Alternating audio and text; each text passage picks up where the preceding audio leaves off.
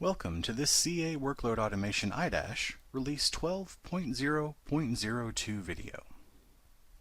During the course of this video, we'll cover a few topics related to the enhancements made to security. We'll start off with a brief overview.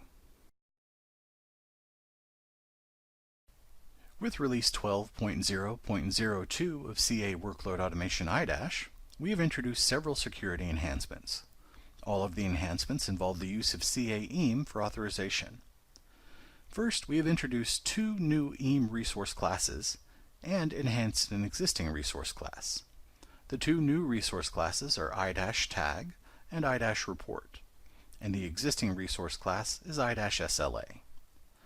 Next, Idash can now read authorization for CLI users that are part of dynamic user groups in EEM.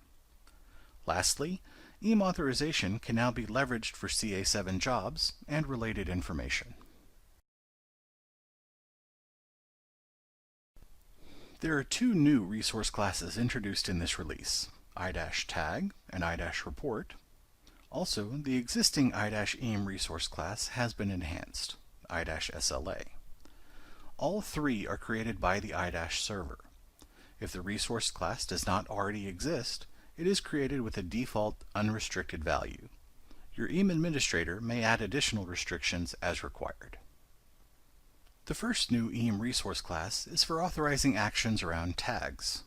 Prior to Release 12.0.02, only administrator users of Idash were allowed to manage tags. With the new release, any user with proper EEM authorization to the Idash-tag resource class may create, delete, or update a tag based on the tag name. If EEM authorization is not enabled, the previous behavior is maintained and only administrators will be allowed to manage tags. Authorization to manage a tag and to view a tag are based on different EEM actions. Authorization to create, delete, or update a tag is based on the create action. Authorization to view a tag is based on the read action. Care should be taken to ensure that any user that can manage a tag with the create action can also view it with the read action. Here we see the default Idash-tag resource class. The second new EEM resource class is for authorizing actions around reports. In previous releases, report access was determined by Idash authorization and public or private ownership of the report.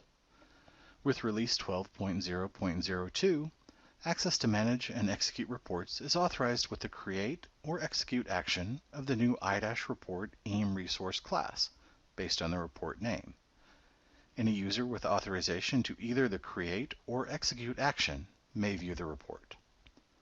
As mentioned, authorization to manage a report and execute it are based on different EEM actions. Authorization to create, delete, or update a report is based on the create action. Authorization to execute the report is based on the execute action. Here we see the default Idash-report resource class. Lastly, some changes have been made to the authorization usage for the existing Idash EEM resource class, Idash-sla. Prior to Release 12.0.02, this resource class was used only to authorize the creation of new SLAs based on the SLA's name. With the new release, this class is now also used to authorize deleting or updating an SLA based on the SLA's name. Here we see the default Idash-sla resource class. The Dynamic User Group Authorization enhancement applies to users executing CLI commands from a remote client. Prior to Release 12.0.02, the user account logged into the machine executing the CLI command had to be defined as a user in EEM in order to be authorized for the execution. This enhancement allows Idash to authorize a CLI user if the username has been added to a dynamic user group by the EEM administrator. It is no longer required that a full EEM user be defined.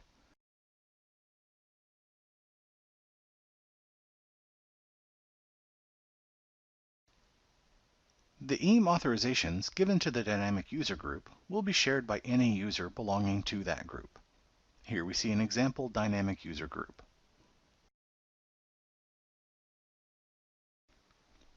With Release 12.0.02, we are introducing the ability to use CA EEM to control authorization in Idash for access to CA7 jobs. This is accomplished using the AS-Job Resource Class. All existing Idash authorizations based on job name, such as SLA creation, report definition, and access to job details, may be controlled by adding the appropriate entries to the AS-Job policy resource. In prior releases of CA Workload Automation Idash, Idash administrators were required to define Idash security policies for authorization to CA7 jobs.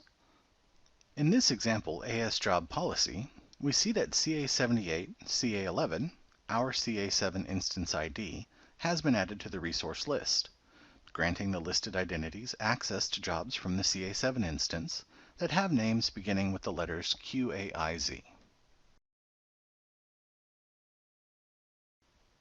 In this video, we've introduced the CA Workload Automation Idash Release 12.0.02 Security Enhancements.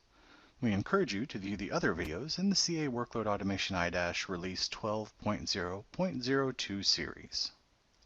For additional information on the CA Workload Automation Idash Release 12.0.02, please review the product documentation or request support at the URLs provided. Thank you for viewing this video.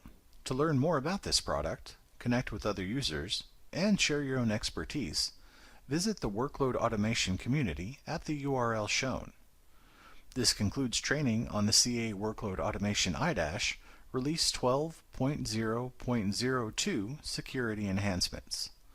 For more information on this release and all things CA Workload Automation Idash, please visit docops.ca.com and support.ca.com.